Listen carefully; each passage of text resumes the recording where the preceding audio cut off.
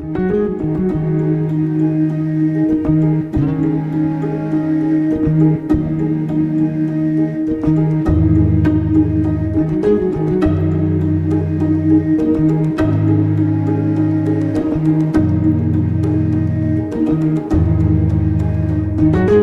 nuits de France Culture. Les nuits de France Culture, une mémoire radiophonique. Direction Dublin dans cette prochaine heure de programme, pour partir sur les traces de James Joyce. Un voyage en fort bonne compagnie puisque c'est la voix de Michel Butor qui va nous guider dans les rues de la ville qui ont inspiré le grand roman de Joyce, Ulysse. Cette émission est la première d'une série de 2 consacrée à l'œuvre de l'écrivain irlandais.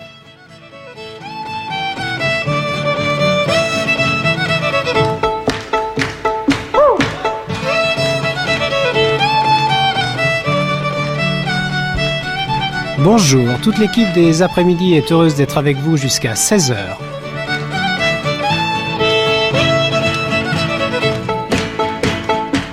Premier rendez-vous, la série Un homme, une ville vous propose de partir à la recherche de James Joyce, l'un des pères du roman contemporain, avec l'écrivain Michel Butor, et cela à Dublin même et dans ses environs, reportage de Thierry Garcin et Daniel Fontana-Rosa.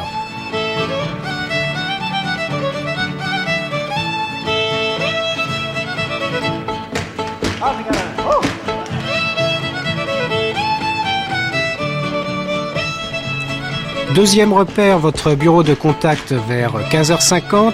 Vous savez que depuis les nouveaux programmes des après-midi qui ont débuté en octobre, vous êtes associés à leur préparation et à leur confection. Cet après-midi, dans les 10 dernières minutes, nous allons voir avec vous quels sont les rendez-vous importants de la semaine et nous allons dialoguer. N'hésitez pas à nous écrire, après-midi de France Culture, pièce 8716, Maison de Radio France, Paris 16e. Dites-nous bien sûr vos espoirs, vos vœux et vos critiques. Ou bien téléphonez-nous, vous connaissez le numéro, le 524 19 19, 4 lignes groupées, en PCV si vous n'habitez pas la région parisienne.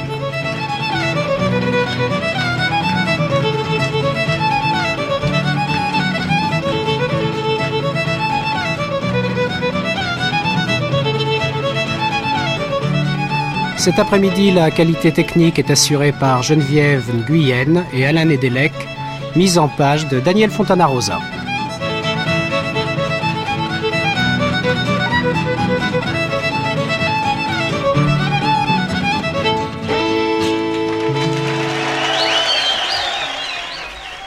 Un homme, une ville, James Joyce à Dublin avec Michel Butor.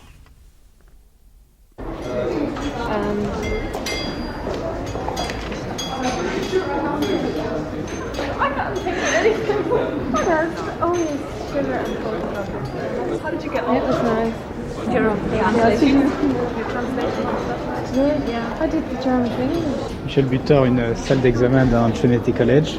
Des étudiants qui sortent et puis pendant ce temps-là, d'autres groupes qui arrivent. Mais alors là, ce sont des groupes de touristes, d'étrangers peut-être. Ils vont voir les stations, on peut dire, Le chemin de croix. du chemin irlandais par excellence et qui mène à la Mecque portative de l'Irlande ancienne, qui est le livre de Kells, à l'intérieur de la bibliothèque, la très belle bibliothèque de Trinity College. C'est d'ailleurs tout à fait significatif que le peuple irlandais ait pris comme symbole de son existence, non pas un monument de pierre, non pas quelque chose de fixe, mais quelque chose que l'on peut à la rigueur emporter avec soi, que l'on peut emporter en voyage. Ces enluminures sont particulièrement labyrinthiques. C'est un dédale, oui, et ce qui est extraordinaire, c'est que c'est la transformation des évangiles, des 4 évangiles, en un dédale dans lesquels les éléments païens sont aussi forts que les éléments chrétiens. Ce qui aurait fait plaisir à Joyce.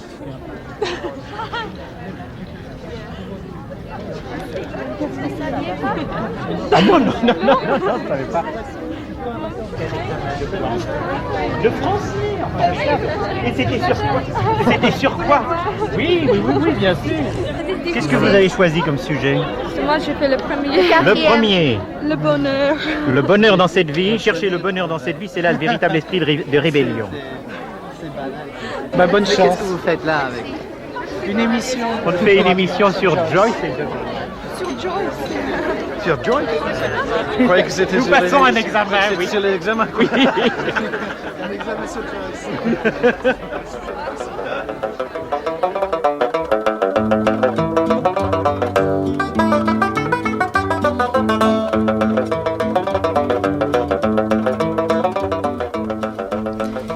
James Joyce racontait un jour que si la ville de Dublin disparaissait dans une catastrophe naturelle, on pourrait la reconstituer d'après son œuvre.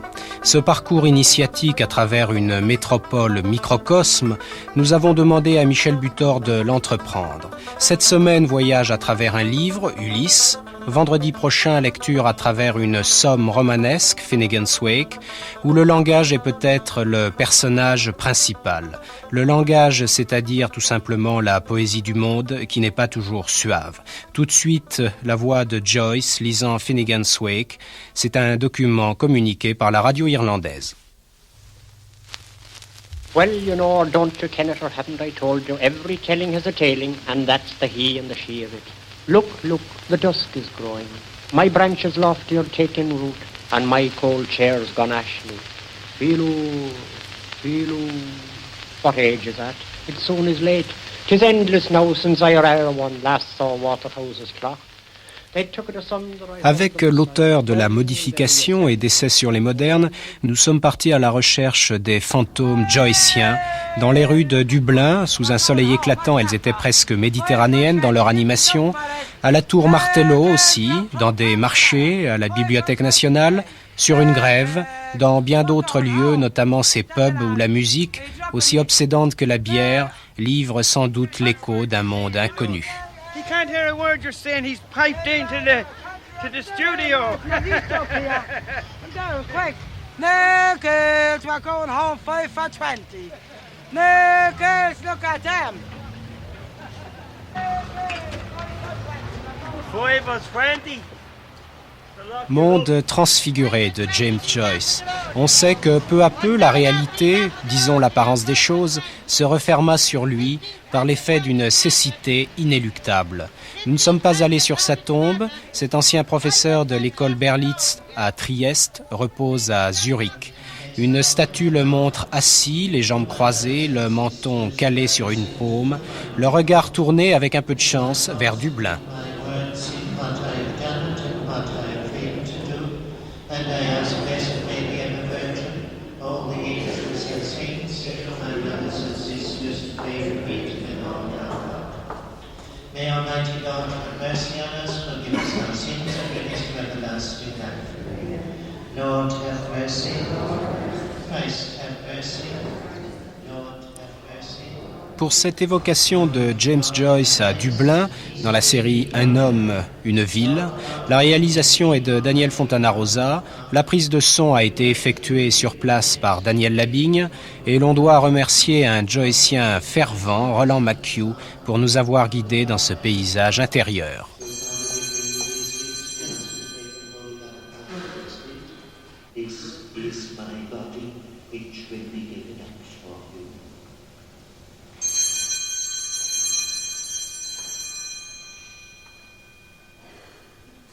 This is the cup of my blood, the blood of the new and everlasting covenant. It will be shed for you and for all men, so that sins may be forgiven. Do this in memory.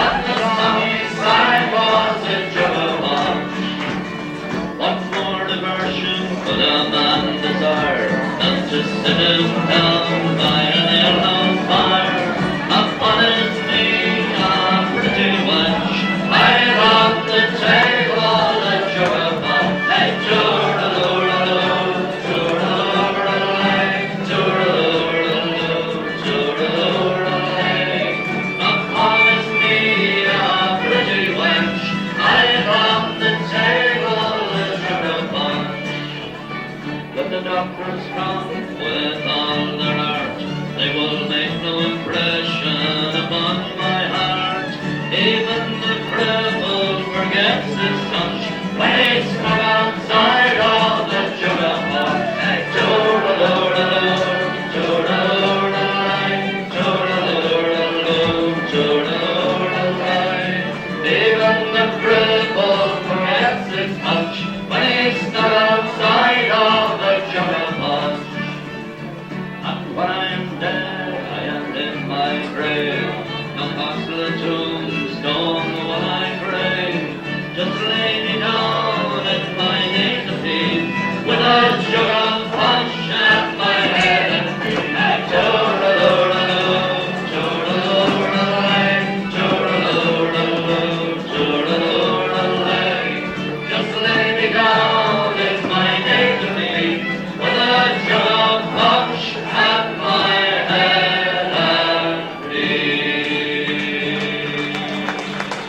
On va monter cet escalier donc, Michel Butor, dans la tour Martello.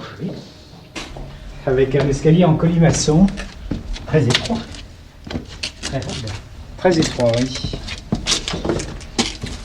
Et on commence à voir la lumière du jour.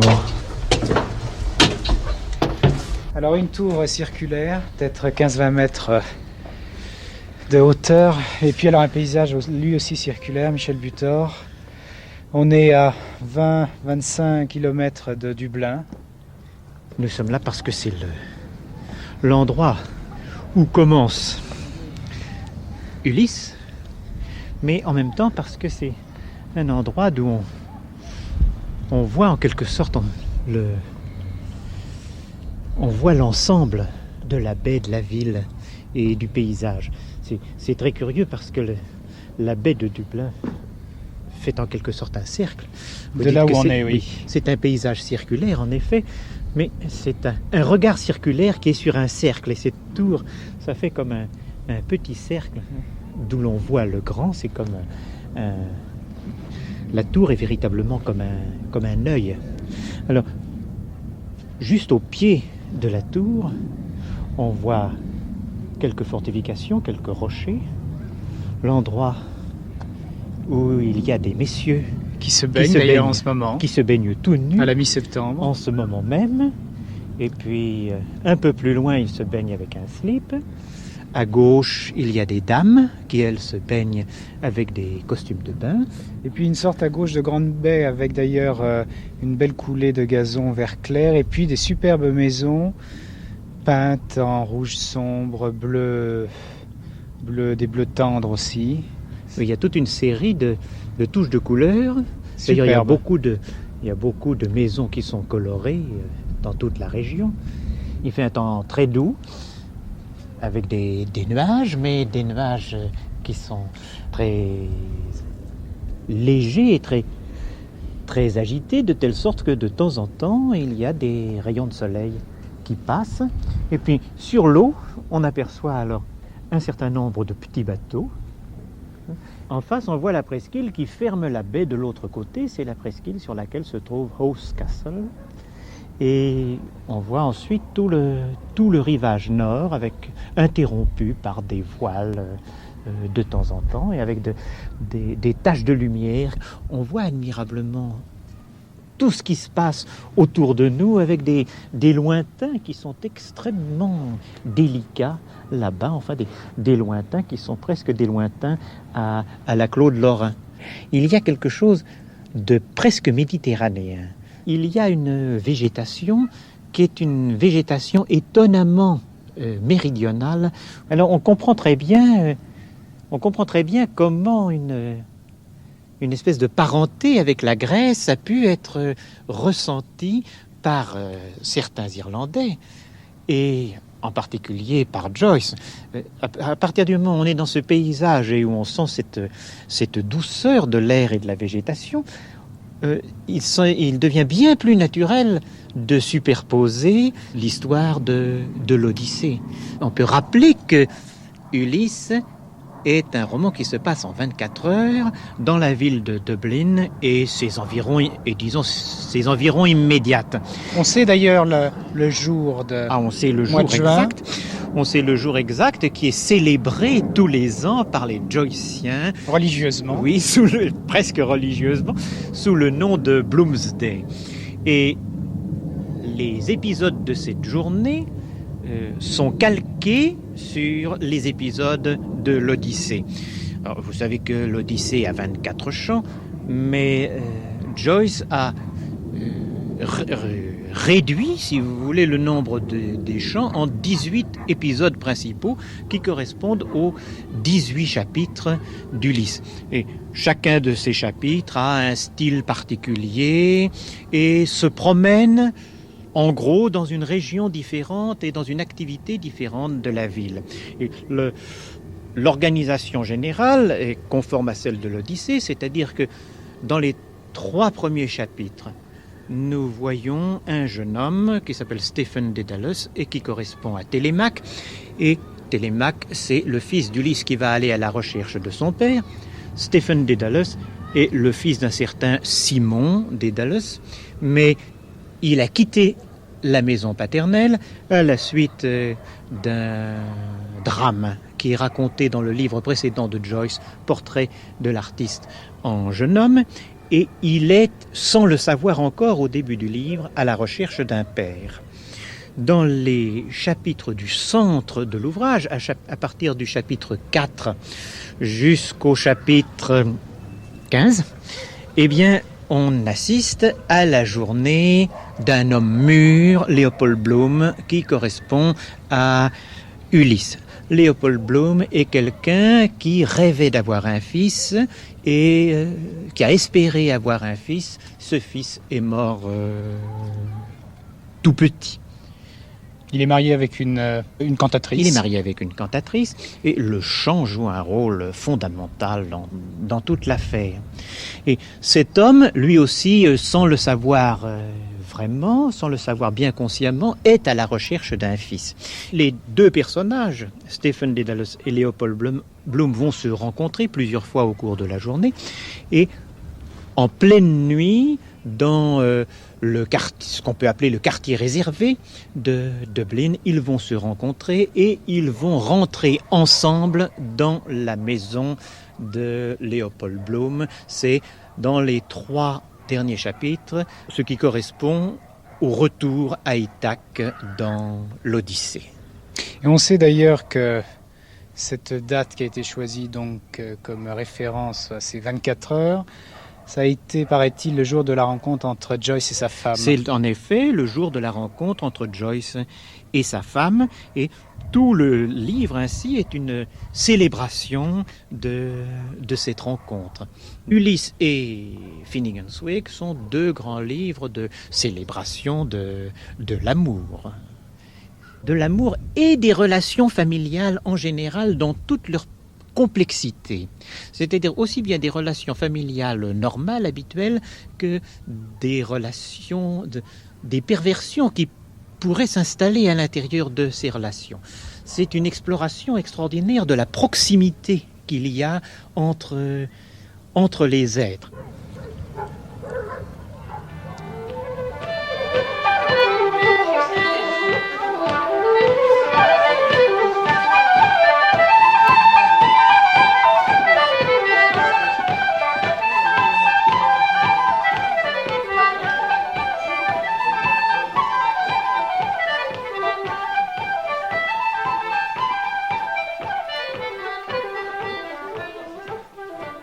Lorsque l'on dit que Ulysse, par exemple, sur la foi du titre, c'est l'adaptation dans une journée du début du XXe siècle de l'Odyssée, c'est parfaitement exact, mais c'est insuffisant parce que l'Odyssée, c'est une des voies.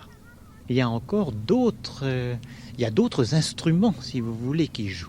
Il y a d'autres époques de l'histoire qui entrent en résonance et il y a d'autres œuvres littéraires. La première, c'est l'histoire de Hamlet, dont il est question dès le premier chapitre, dès que nous sommes ici dans cette tour. Cette tour, si vous voulez, ça peut être le décor du palais d'Ithaque d'où part Télémaque, mais c'est en même temps le château d'Elseneur sur lequel le spectre va apparaître à Hamlet. Et puis il y a aussi un autre thème ou un autre mythe qui est absolument fondamental, c'est le thème de la liturgie chrétienne. Il y avait 2 problèmes fondamentaux pour lui, et ces 2 problèmes fondamentaux de la culture irlandaise du début du siècle, mais qui existe encore aujourd'hui, ce sont les problèmes de la relation entre ce pays, cette culture, et on peut dire ces 2 mauvais parents, à la fois adorés et détestés, qui sont l'Empire britannique d'une part, et d'autre part l'Église catholique. Joyce était un élève des jésuites. Les jésuites ont enseigné toute la culture irlandaise pendant plusieurs siècles.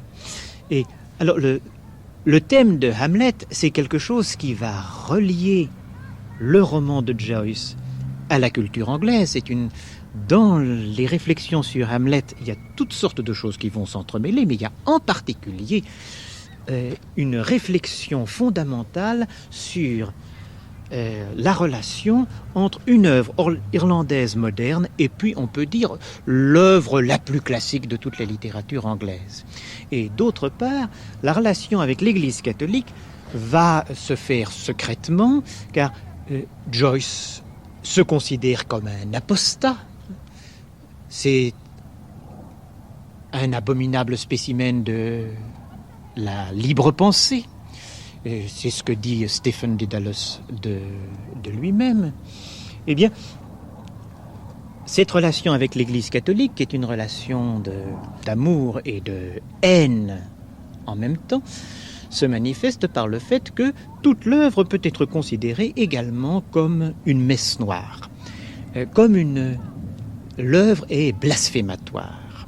Ici même, sur la terrasse de la tour Martello, ce qui ouvre le livre, c'est une parodie du début de la messe. C'est un des amis de Stephen Dedalus qui vit avec lui jusqu'à ce matin-là, car pendant cette journée, Dedalus, qui a déjà quitté le foyer familial, le foyer de ses parents naturels, va quitter aussi le premier foyer qu'il avait essayé de trouver, un foyer formé d'une réunion de quelques amis. Un de ses amis, Buck Mulligan, qui est un carabin, étudiant en médecine. Un étudiant en médecine, à la fois très brillant et une espèce de comble de vulgarité. Oui.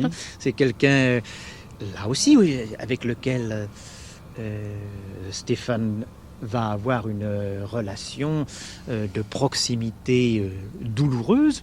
Eh bien, Buck Mulligan va ouvrir le livre en faisant une parodie de la messe, avec comme ciboire un bol rempli de crème à raser qu'il élève en prononçant les paroles « Introibo ad altare Domini ». Et ensuite, tout le livre va être rempli d'allusions à la liturgie catholique, des allusions qui seront très facilement réactivées chaque fois que les personnages passeront près d'une église ou même entreront dans une église à l'intérieur de la journée.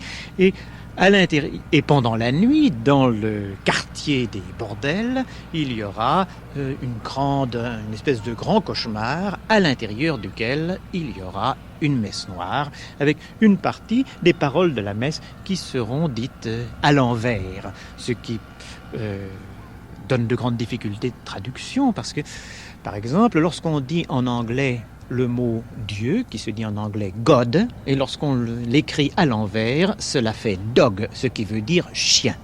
Et évidemment, c'est impossible de traduire ça en français.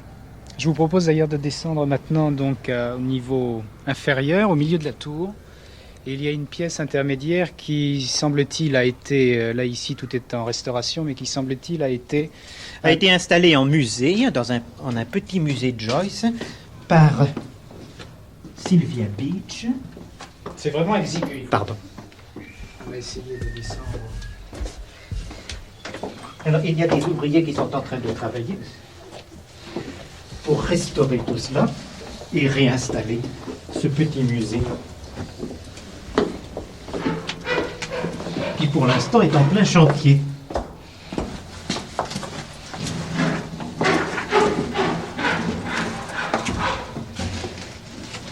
C'est une sorte d'ellipse d'ovale tronqué au debout et avec une voûte, Michel Butor, et des murs blanchis à la chaux. Et puis il y a deux petites fenêtres meurtrières, deux fenêtres par lesquelles la lumière des rayons peuvent arriver en oblique, et puis une cheminée. Et dans le premier chapitre d'Ulysse, on fait chauffer le petit déjeuner sur cette cheminée. Je crois qu'il faut préciser quelque chose au sujet de cette tour, parce que ça n'est pas sans signification chez Joyce, tout toujours se ramifie d'une façon extraordinaire. C'est que cette tour qui est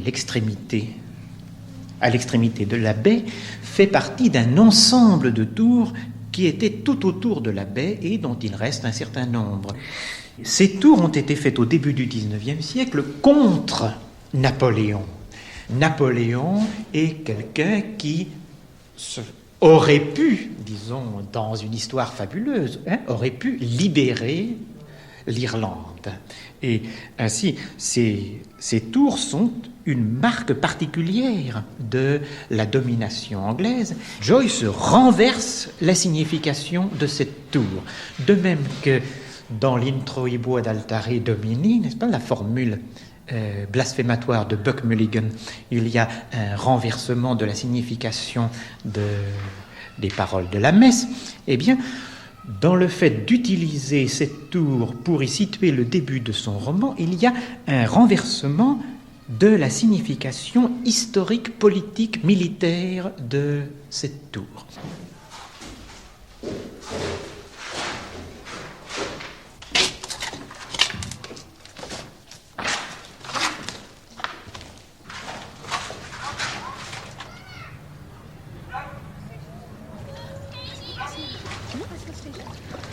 Hey, what station are you from? Let me swim around. And you watch us. Dive. Ah, I can't swim. Hey, where are the cameras? Where's the hippopotamus? What do you do?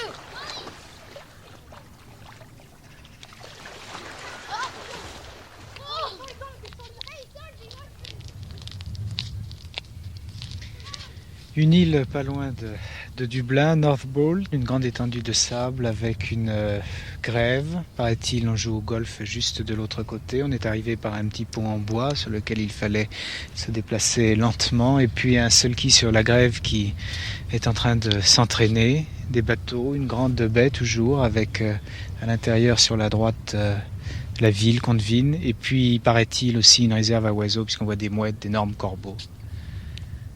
Oui, on est à l'intérieur de la baie de Dublin et c'est une grande bande de sable. Et sur cette plage, il y a toutes sortes de choses qui sont très intéressantes. Les chiens qui galopent, les chevals, des cyclistes et toutes sortes d'objets qui ont été ramenés par la marée. Des morceaux de bois, des épaves de toutes sortes. Que les gens prennent d'ailleurs apparemment, emportent. Ils les emportent pour faire leur feu. Puis des grands corbeaux noirs. Et puis des rochers qui sont peints de rayures blanches. Et puis il y a tout au long de cette plage, le long des dunes, il y a de grands bidons qui servent de boîte à ordures et sur lesquels il y a écrit Litter. Et c'est ce qui est écrit aussi sur toutes les boîtes à ordures à l'intérieur de Dublin. Et chez Joyce, le mot litter est un calembour extrêmement important qui joue avec le mot letter. En anglais, on dit literature pour littérature. Et ainsi, il y a chez Joyce une liaison tout à fait étroite entre ce que l'on jette, le rebut, l'ordure, si vous voulez, les déchets et la littérature. D'ailleurs, il y a toute une assemblée de Joyciens qui publient un bulletin qui s'appelle Wake Newsletter. Et c'est un jeu de mots sur newsletter, qui veut dire lettre d'information. Et newsletter, ça veut dire tétard. Non, ça veut dire donc à la fois lettre d'information, bulletin d'information, et en même temps le rebut des tétards, c'est-à-dire les choses sans valeur qui sont produites par les petits bébés, par la progéniture de la grenouille, si vous voulez, Joyce. Avec l'idée d'enfantement. Avec l'idée d'enfantement, et puis l'idée très très importante chez lui de récupération de ce qui est mis en marge, de ce qui est mis de côté. La récupération du rebut. Si vous voulez, l'Irlande est en marge de l'Europe, et l'Europe, l'Église catholique, l'Empire romain, l'Empire britannique, tout cela, ce sont de grandes institutions centralisatrices. Et cela est lié à un point qui est très important et en général très mal compris de l'œuvre de Joyce. Un des points dans lesquels il est le plus audacieux, c'est ce qu'on c'est, si vous voulez, l'aspect scatologique de l'œuvre de Joyce. Autrefois, on accusait Joyce de pornographie. Ces livres ont été brûlés. Ces livres ont été brûlés. Et aujourd'hui, la pornographie, c'est très noble. Mais il y a quelque chose d'autre que la pornographie chez Joyce. La pornographie, c'est l'éclairage sur la sexualité, disons. Il y a quelque chose d'autre chez Joyce qui est l'éclairage qu'il donne sur d'autres fonctions. Sur des fonctions dont on parle encore moins, ce que rejette le corps humain, l'urine, l'excrément, etc. Eh bien, il y a chez Joyce une méditation là-dessus et sur la relation qu'il y a entre ce qui est ainsi rejeté, si vous voulez, cette espèce de fumier, ce fumier dont il faut poursuivre les aventures et qui va être capable de rendre fécond le sol pour de nouvelles moissons. Et il y a dans l'histoire de la littérature européenne, je ne connais qu'un seul grand écrivain qui soit comparable à cet égard avec Joyce. C'est en français, dans la littérature française, chez Rabelais, dans lequel il y a une méditation qui est tout à fait du même genre.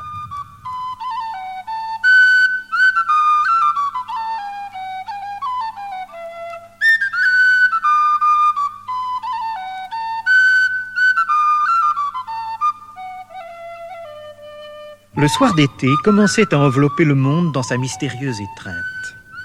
Le soleil se couchait tout là-bas dans l'ouest, et les lueurs dernières d'un beau jour qui trop tôt s'enfuit s'attardaient amoureusement sur la mer et sur la grève, sur le fier promontoire de Howth, cher et fidèle gardien des vagues de la baie, sur les rochers enrobés de varech de la côte de Sandy Mount, et enfin et surtout sur la paisible église, d'où jaillissait par moments dans le silence la voix de la prière s'envolant vers celle qui est en son pur rayonnement un phare éternel pour le cœur de l'homme battu des tempêtes, vers Marie, étoile de la mer.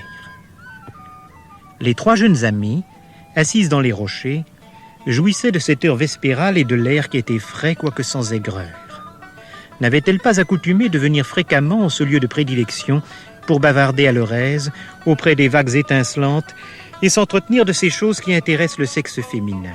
Sissy Caffrey et Eddie Boardman, avec le bébé dans sa petite voiture, Tommy et Jackie Caffrey, deux garçonnets aux têtes bouclées vêtus de costumes marins et de bérets assortis qui portaient l'inscription HMS Belle-Île. Car Tommy et Jackie étaient jumeaux, âgés de 4 ans à peine, des jumeaux très bruyants parfois, très gâtés, mais malgré tout de chers et bons petits-enfants dont les gais frimousses et les façons vous prenaient le cœur. Ils tripotaient dans le sable, avec leurs pelles et leurs seaux, bâtissant des châteaux comme font les enfants, ou jouaient avec leurs gros ballons de couleur, heureux comme des rois. Et Eddie Boardman berçait le bébé joufflu dans sa petite voiture, tandis que le petit homme gazouillait son ravissement. Il n'avait que 11 mois et 9 jours, et bien qu'il fût encore bien peu solide sur ses petites jambes, il commençait déjà à bégayer ses premières syllabes enfantines. Sissy Caffrey se pencha sur lui pour chatouiller son petit ventre grassouillet et la mignonne fossette de son menton. « Allons, bébé, dit Sissy Caffrey. Dis tout haut, je veux boire de l'eau. » Et bébé radote après elle. « Ah, boubou, boubou, boubou. » Sissy Caffrey câlinait le joli petit amour, car elle adorait les enfants. Elle était si patiente. Et jamais Tommy Caffrey ne se serait résigné à son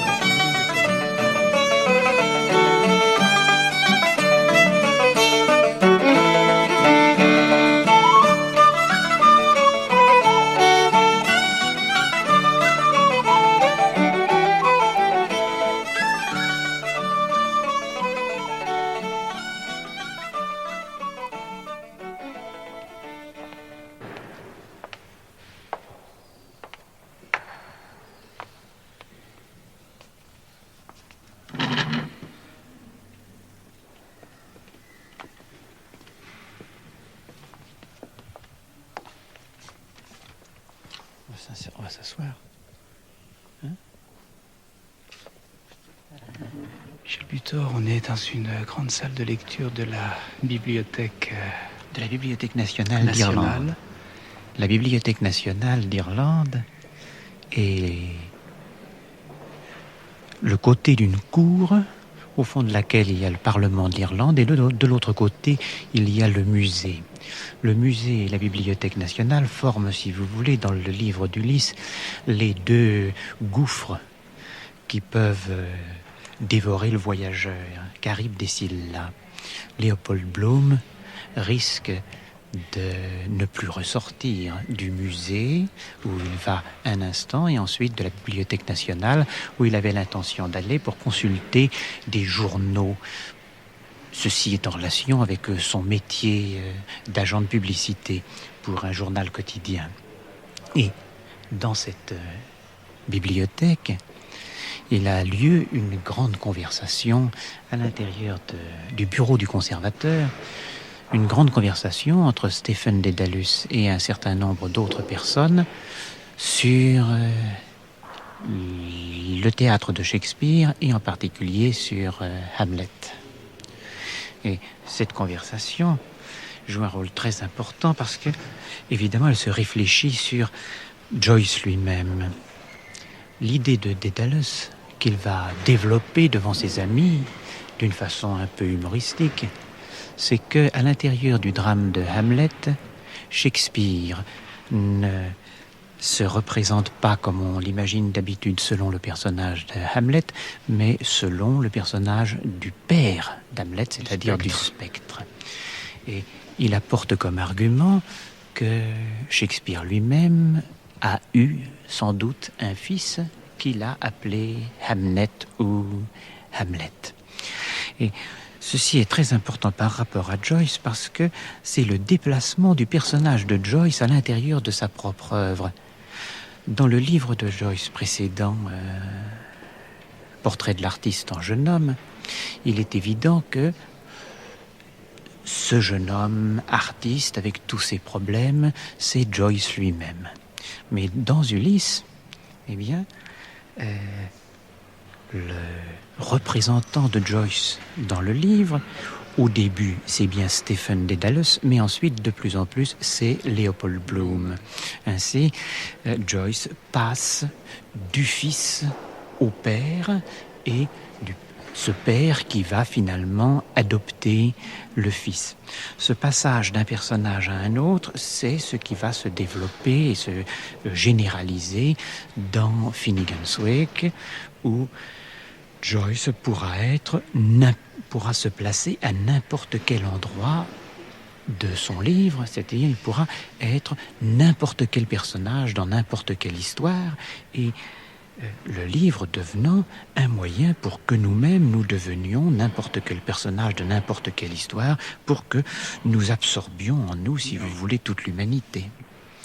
Dans le portrait de l'artiste en jeune homme, Joyce se considère encore comme un fils malheureux, un fils révolté de l'Irlande opprimée par l'Empire britannique d'une part, et d'autre part de l'Église catholique.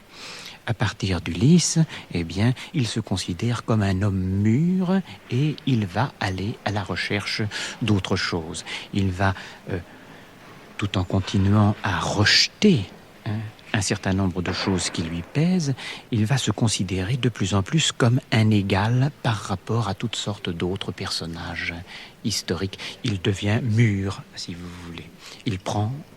Il se prend en charge de plus en plus, et c'est pour se prendre en charge ainsi personnellement et pour prendre tout cet héritage en lui-même qu'il choisit l'exil. Parce que, évidemment, Joyce a été forcé de quitter l'Irlande, mais à partir... Il y a passé en gros que les 22 premières années de sa vie. Mais ce qui est très important aussi, c'est qu'il n'y est, pour ainsi dire, pas revenu. Il y est revenu, je crois, 2 fois seulement avant la guerre de 1914, et après la guerre de 1914, à partir du moment où l'Irlande a été indépendante véritablement, il n'y est jamais revenu. Ce qui implique une volonté de distance extraordinaire. C'est un peu, enfin je pèse mes mots puisque la comparaison n'est pas tout à fait valable, mais c'est un peu le juif errant, c'est un peu le mythe de l'errance et de l'homme rejeté. La comparaison est certainement valable. Le thème du juif errant est tout à fait présent dans Ulysse, puisque Léopold Bloom est un juif. Absolument. C'est un Ulysse sémitique. Et ça va plus loin que cela. Il y a dans la littérature française un grand texte du 19e siècle, peu connu, mais que Joyce admirait beaucoup. C'est le livre d'Edgar Quinet sur le juif errant. Et dans Finnegan's Wake, il y a un paragraphe français, une longue citation française, et l'auteur français qui a retenu le rêveur de Finnegan's Wake, c'est Edgar Quinet. Et si c'est Edgar Quinet, c'est à cause de ce thème du juif errant.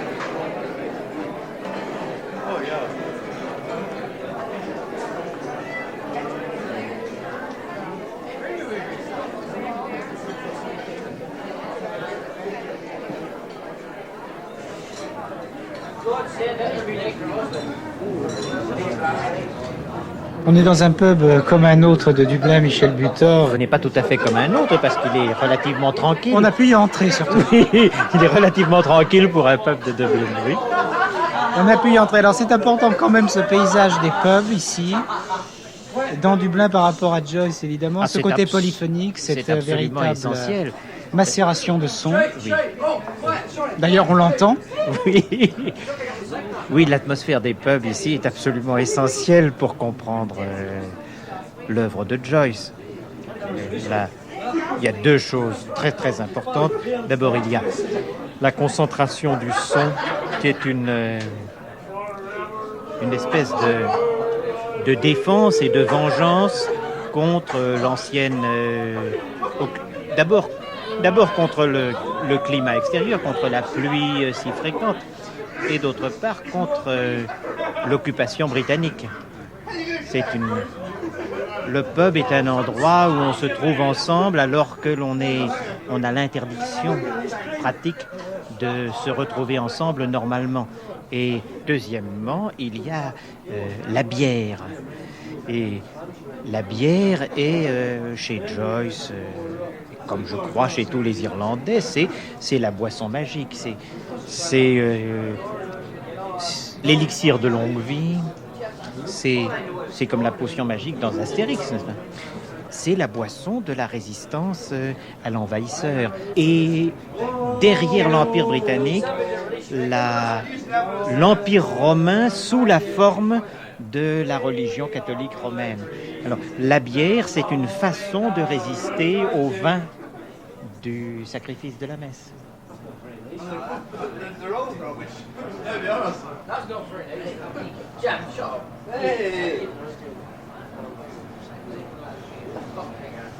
Just cool.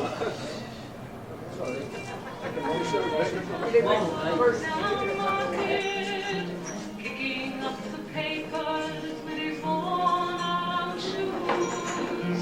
In his eyes you will see no bright and sleep by his side. Yesterday's papers telling yesterday's news. So how can you tell me you're me and say for you that the sun doesn't shine? Every day you wander through the streets of London. I show you something to make you change your mind.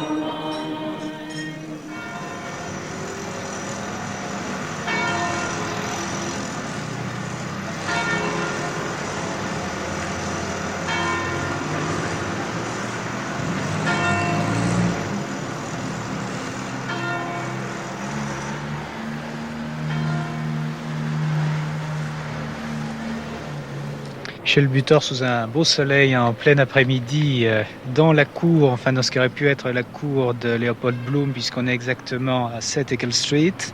Et il y a, on peut le dire, c'est peut-être symbolique, mais c'est une sorte de terrain vague avec des tas de détritus partout.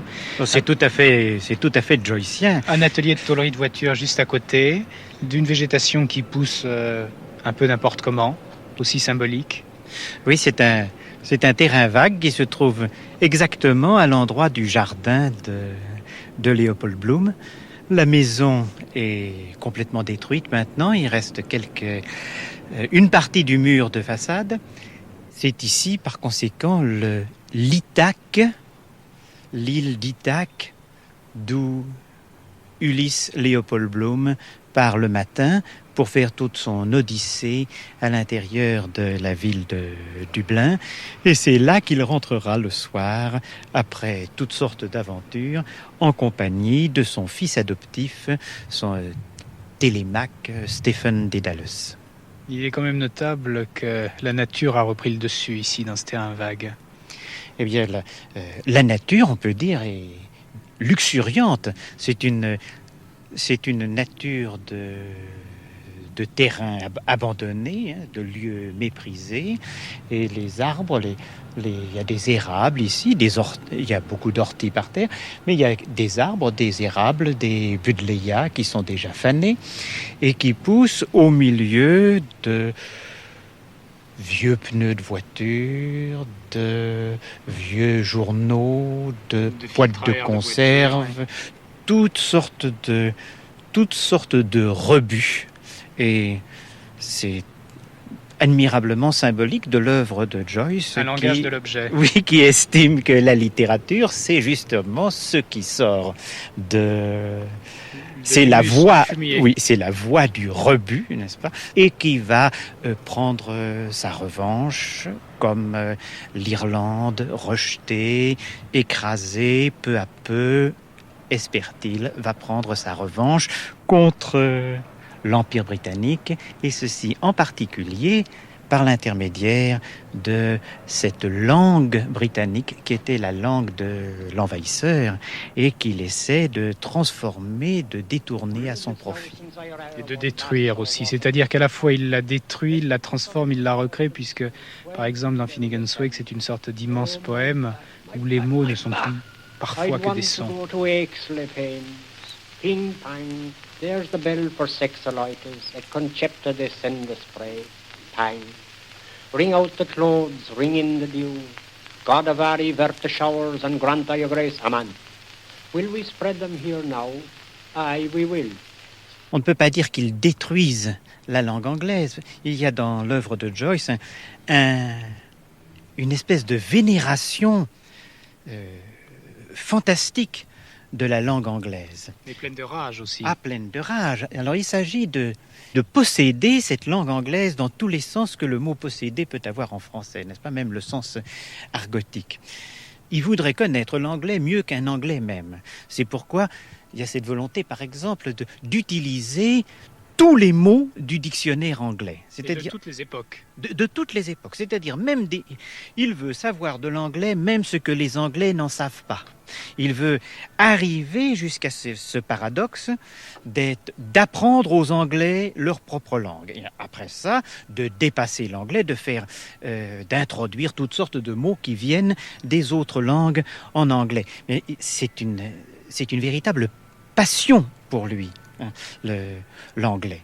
Mais l'anglais, il faut montrer en même temps qu'il lui est nécessaire de tenter de montrer aux Anglais qu'il connaît encore mieux l'anglais qu'eux-mêmes.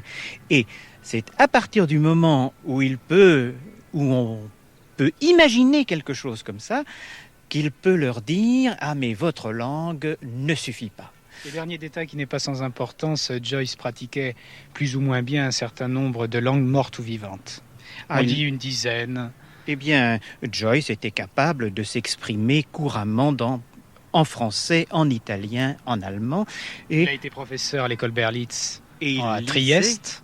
Il lisait très facilement ces langues européennes, plusieurs autres qu'il lisait assez facilement, et il lisait couramment le latin, Il était capable de se débrouiller en grec. Il lisait couramment le latin qu'il avait appris chez les jésuites, comme on l'apprenait à cette époque-là.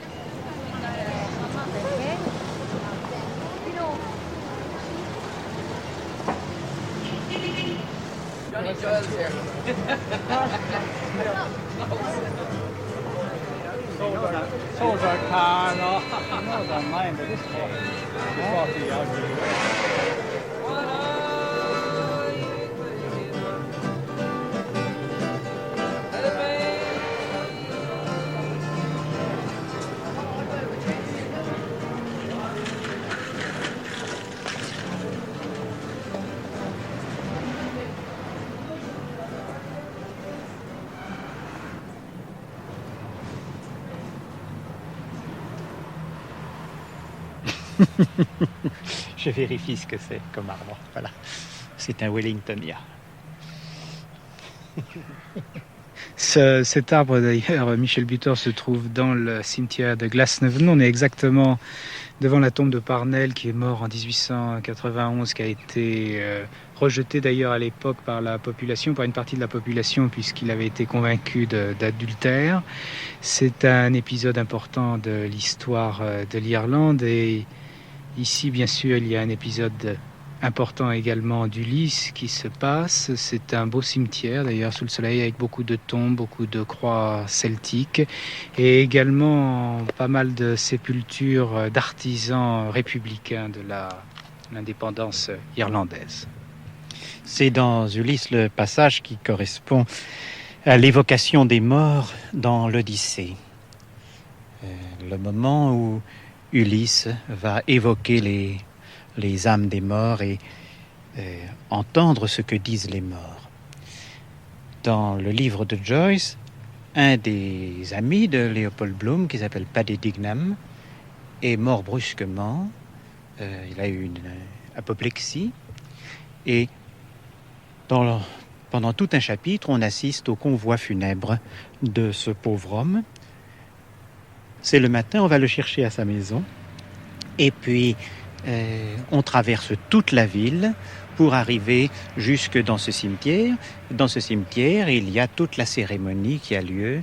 C'est un des chapitres les plus facilement accessibles d'Ulysse, un des plus émouvants. Et il y a chez Joyce une constante méditation sur la mort. Il y a une méditation sur l'amour et la sexualité, et il y a aussi une méditation sur la mort.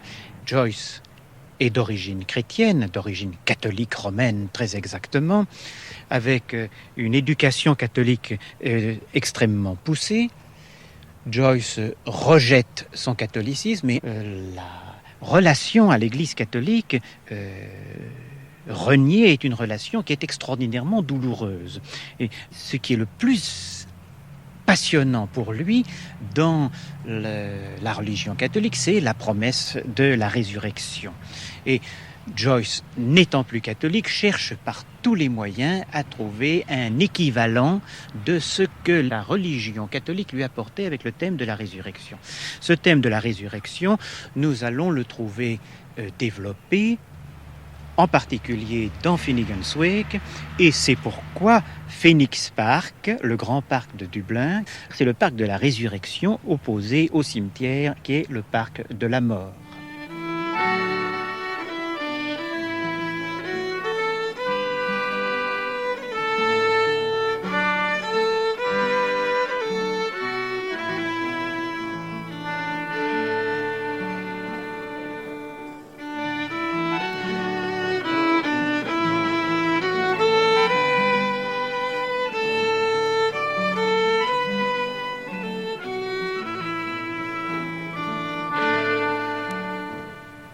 Pauvre Dignam. La dernière fois qu'il se couche à la surface dans sa boîte.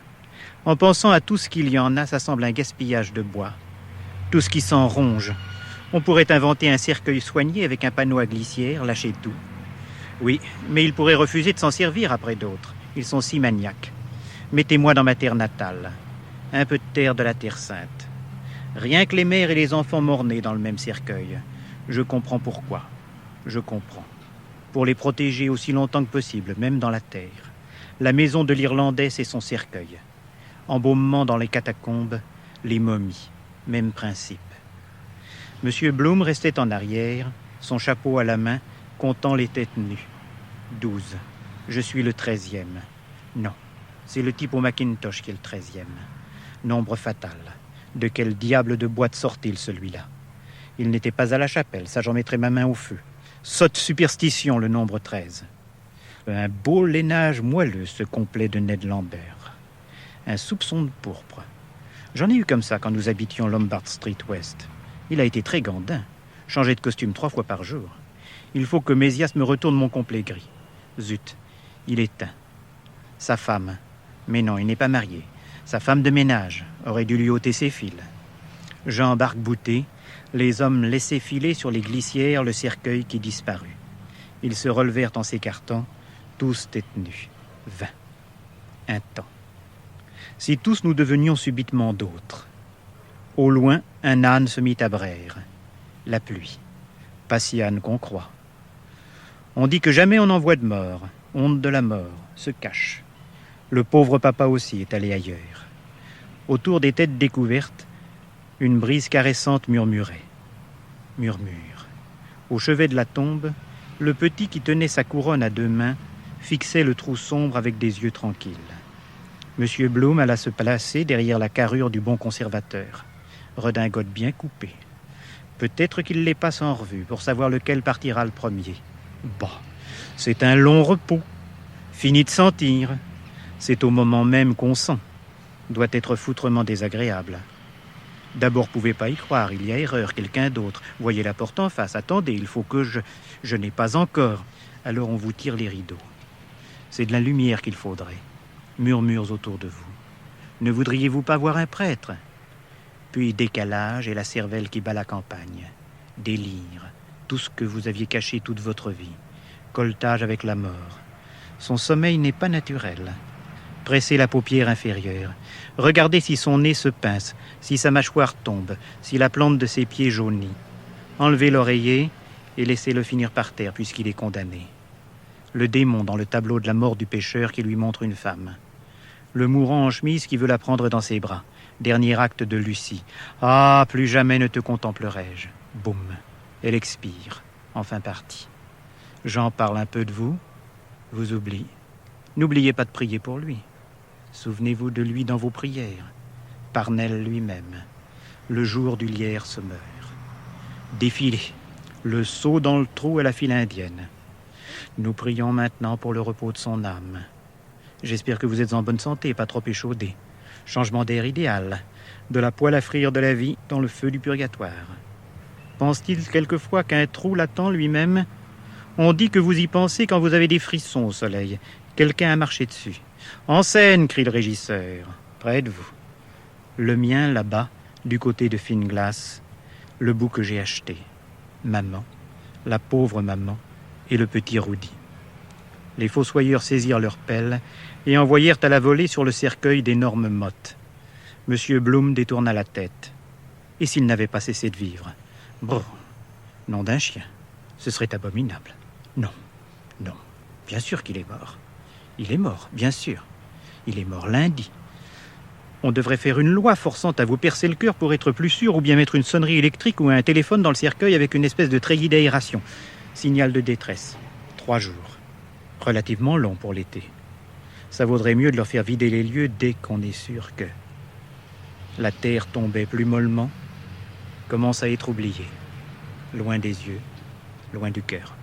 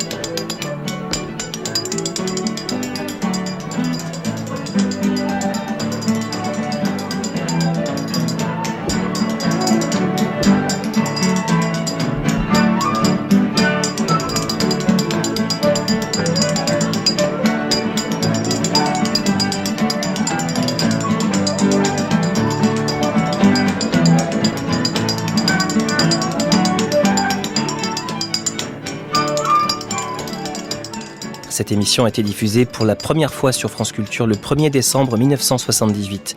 Elle est à réécouter en ligne et à télécharger sur le site franceculture.fr à la page des nuits de France Culture.